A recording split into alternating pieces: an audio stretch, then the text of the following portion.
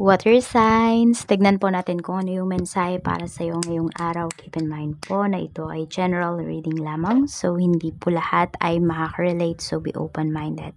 Sa mga hindi pa po nakasubscribe dito sa ating channel, please subscribe na po kayo and pa-like na din po ng ating video.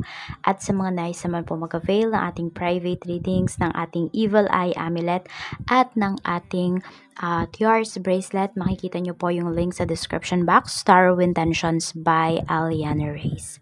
Okay, simulan na po natin ang reading mo, water signs, Cancer, Pisces, and Scorpio. Tignan natin. We have 8 of Pentacles. So, sobrang sipag. Sobrang daming ginagawa ng karamihan sa inyo ngayong araw na ito. Ayan, tuloy-tuloy yung trabaho. Tapos yung iba po sa inyo, sobrang masinop kayo. Parang may mga hinahanap kayong mga gamit-gamit sa bahay or dyan sa trabaho po ninyo na yun, yung iba sa inyo parang hindi ninyo makita. So, pwedeng nagiging innovative kayo dito. Alam mo yung parang, may tawag dun eh. Yung kunwari basta yung parang nagiging madiskarte kayo. Nakalimutan ko yung right term para dun sa bagay na. Basta yun, sabihin natin madiskarte yung iba sa inyo. Tignan natin ano pa yung mensahe para sa iyo. Ayan, sobrang daming madiskarte natin dito na water signs. Tignan pa natin kung ano pa yung mensahe para sa iyo. Mensahe pa po natin spirit guide for water signs. Pagdating sa bahay, sa bahay, sa kabahayan, sa pamilya, we have number 39. Okay, so good naman yung mga kapitbahay mo. Alam mo yung parang happy ka, yung iba sa inyo, no? Happy kayo na sila yung mga kapitbahay po ninyo, sila yung mga nakikita nyo araw-araw. We have number 8. Ayan, so sa family, maganda rin naman po yung energy natin dito. Pwede po na mayroon dito na nakita ko kasi dalawa yung energy, no?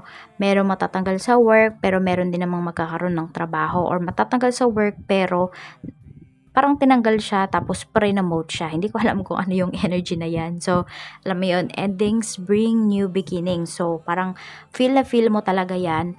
Water signs pagdating sa life mo these days. Ayan, lalo na ngayong araw na ito.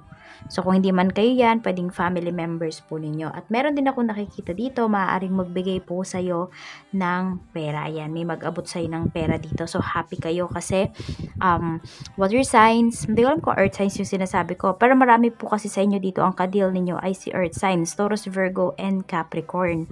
Ayan.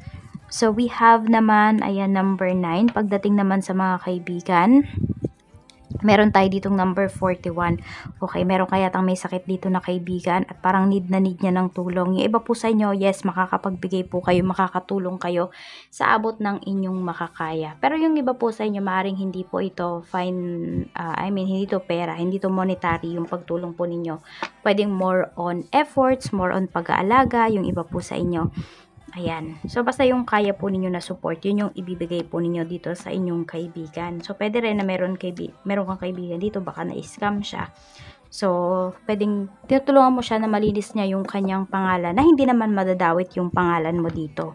So, tignan po natin pagdating naman po sa love life. Kamusta naman po ang love life spirit guide ni water signs? Okay. Meron tayo ditong number 19. We have number 24. So, marami naman po sa inyo. Ang kadila po ninyo is your soulmate. So, maganda naman po yung inyong relasyon. Nag-work naman talaga yung inyong pagsasama. So, we have naman number 14. Yung iba naman po sa inyo, maaari may mag-iya sa inyo na mag-date. Water signs, ayan. Or pwedeng kayo to, baka kayo yung mag-iyayang mag-date dito. Pagdating sa kaperahan, we have number 18. So, more on, meron talaga dito, yung iba po sa inyo, meron kayong 2 source of income. Or sa bahay po ninyo, hindi lang talaga single income family kayo. Pwede po na ikaw, may trabaho ka, yung asawa mo, meron ding trabaho. So, mas maganda at mas mas balance yung, sabihin natin, yung kaperahan, yung pag-flow ng kaperahan sa bahay po ninyo. Okay, so we have number 16. May pag-travel din yung iba sa inyo dito. So, maybe ito yung pinagkakagastusan po ninyo ngayon. Meron din ako nakikita dito, pwedeng magka-college na po yung inyong mga anak. So, yun na yung pinag-iipunan po ninyo. Ayan.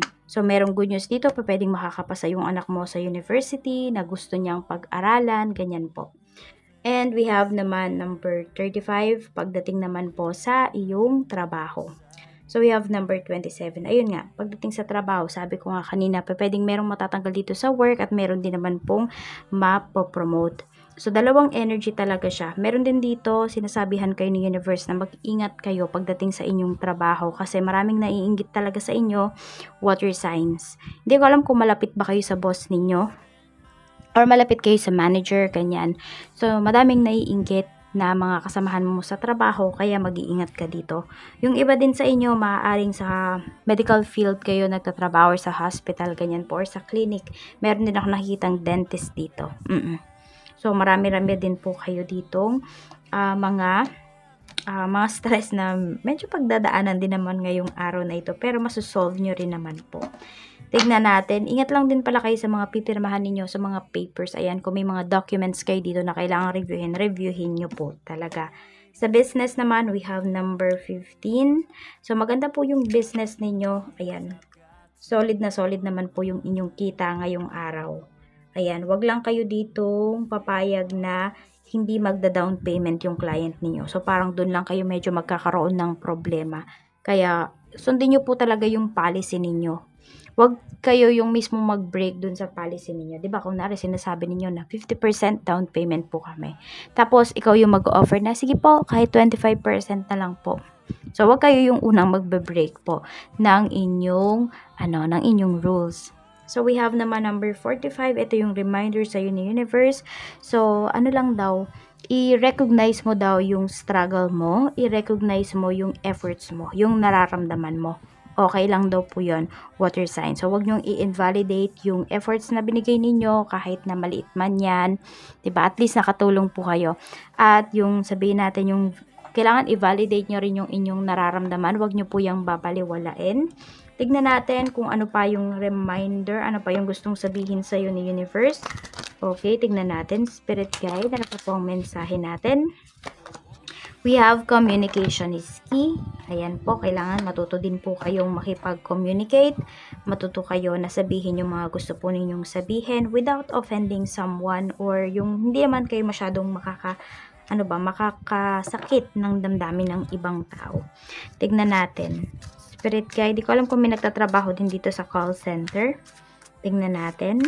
Ano pa pong mensahe? We have, I can't do this right now. So, may mga bagay po kayo dito na parang hindi nyo na talaga kayang gawin. So, tanggihan nyo na po. Huwag kayong oo din ng oo dito. Learn how to say no.